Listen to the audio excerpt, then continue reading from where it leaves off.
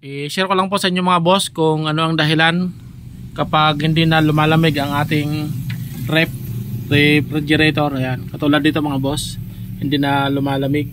Pero maririnig natin umaandar yung motor. Ayan. So ito, naka number 6 na.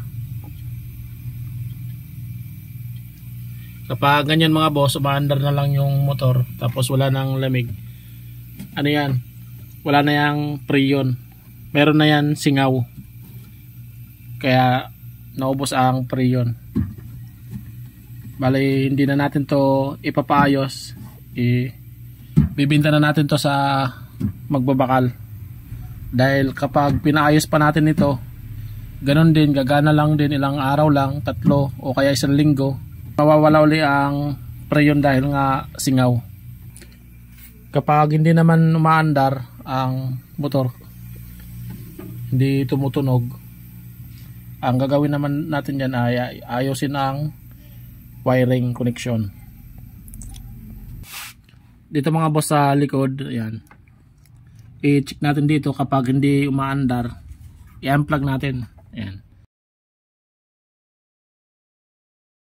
Minsan dito ang dahilan sa overload switch, nag-loss connection ang overload switch, kaya hindi umaandar ang motor.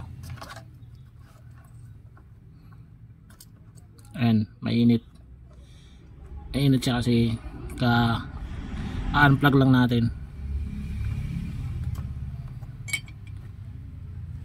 Kung hindi umaandar, dito lang natin i-check yan.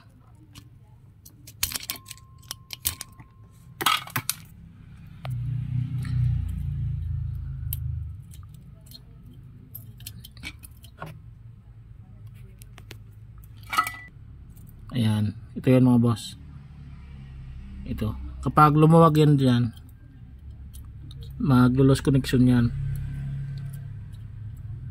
Pero ngayon umaandar pa siya, pero hindi na lumalamig dahil nga ang ano naman niya, sira niya ay wala na siyang preyon, meron na siyang singaw.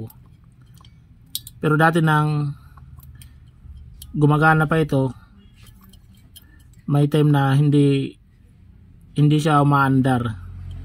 Dito naman yung naglulos. Yan. Meron yan takip ito. Ito kasi nasira na. Pero hindi naman ito ang dahilan kung bakit hindi na lumalamig. Ang dahilan talaga niyan ay wala nang preyon. Yan, nakaganyan yan. Tapos ito namang takip.